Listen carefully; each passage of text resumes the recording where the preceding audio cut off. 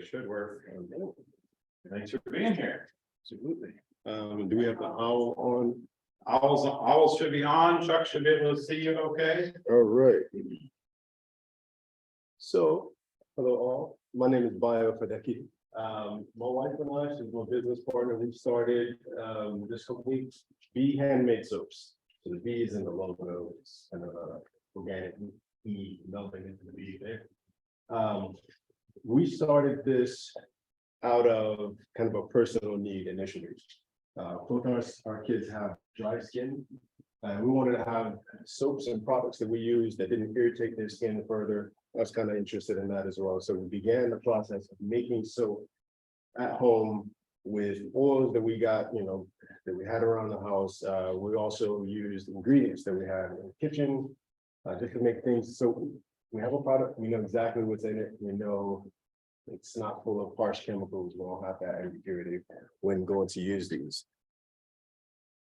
And so we started our business in 2021, beginning of 2021, kind of still messing around, figuring out the right formulas that we wanted to use, figuring out some of the branding, logo design, how we wanted to present ourselves. And it took to about 2022, the beginning of 2022, before we made our first official sales. Up to that point, we ended up giving most of the product away. So we'd make it, friends and family, like, hey, sure, just go and test it out. Make great Christmas presents that we can kind of go cheap, effectively. So we were lucky to make it into Retail Lab. And one of the things that we really gained from the Retail Lab program is trying to understand our customer segment better to be able to market to them. So one big point that was preached from Peter was essentially the customer ends up not really being you. They end up having different ideas, different needs. Sometimes they do overlap, but your target customer is typically not you, because otherwise they'd be doing what you're doing. So we set on to properly identify who those people are through interviews that we've done at pop-up shops or just people that we sell to in person, just getting a little bit of feedback, what they like, why they like it, why they shop it with us, and also keeping in mind who they are, like the age, demographics, and things like that, so we can better hone our product to our targets, our customer segment. So they end up being typically women between 25 and 40, men in a little bit higher age range that we see buying the product and coming back to buy the product. And we wanted to identify why these people are coming to buy our product. So they're typically people who are looking for soaps that are free from synthetic chemicals, and harsh products. They tend to have sensitive skin or dry skin, and they're looking for something that won't irritate that. And they tend to want to support small businesses. So these are people who value small businesses and not so much the big box stores, either for restaurants or whatever it is, whatever reason, but they enjoy supporting small businesses. And for our products, we use environmentally conscious packaging. Everything is recyclable or compostable, top to bottom, and people who enjoy that side or value that within a product also want to support us. And then they also want to support a minority-owned business, which we are. So that's another thing that we noticed.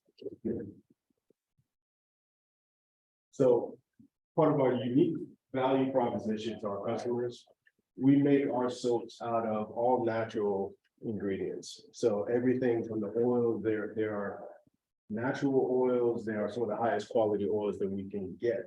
So it's not always the cheapest to be able to get that to make our products that we make, but we do use some of the highest quality products that we can find. So oils of butter, shea butter, avocado oil, more. And through some of the customer feedback, we removed some of the other oils that we used to use, which were canola oil, because we got a lot of feedback from people who have issues with how canola oil is harvested. So we use plant powders and natural colorants. So alkanet, we use indigo powder, spirulina, natural clays to give the color the soap. So we're not using fake dyes to be able to add to the soaps, to get the colors that we have within it. We make all of our soaps small batch, so we have a smaller process creating the soaps. It maintains kind of our own build quality, authenticity. We created as many jigs as possible to be able to have replication in how we make the soaps for consistency and everything, but it still maintains the personality that we have within our soaps. And then again, we are environmentally conscious, so we use cruelty-free ingredients and what I alluded to earlier, which is recyclable and compostable packaging. So going over our go-to-market strategy, right now we have a web presence. We've got a website that's on Squarespace, and we're in the process of moving that to Shopify, and that came as a recommendation through Retail Lab. We've got a few wholesale agreements with some small businesses around, and we want to continue pushing that avenue to be able to get more of our product in physical locations, have more people test to be able to see our product. Again, physical locations. And we're going to continue to do the pop-up events because that's proven to be one of the best ways to interview our clients as they buy the products from us, like kind of right there on the spot. So some of the next projected markets that we want to branch into, we want to begin to make deodorants and with body butters and with balms. We found that majority of the ingredients that we use for our natural soaps lend themselves to making these other products with the same kind of ideology. We want to make these products with chemical and chemical-free product with ingredients that we know what's inside. We did a lot of research for market competition, market size, and kind of the organic soap market has got a really large market. So we've got approximately 417 million in 2020, and there's an estimated growth of about 8.1 year-over-year increase between 2022 and 2030. So we think this is a market that's still growing, and it's got space to accommodate us growing as well within it. So these are our projections. Again, we started selling in 2022, and we're making on the sales, the numbers decent bit higher. We've gotten a bump since we did Retail Lab, increased sales and kind of better focus in marketing to our target customers. We estimate being able to increase that rapidly in 2023, learning from the process and increasing all the jigs, all the repeatable processes to get continuity. And then 2024, hope to be able to blow up. Sky's the limit. All right. How am I doing on time? About 30 seconds. All right. So I'll just talk through some of the things that we've got, some of the challenges that we've got.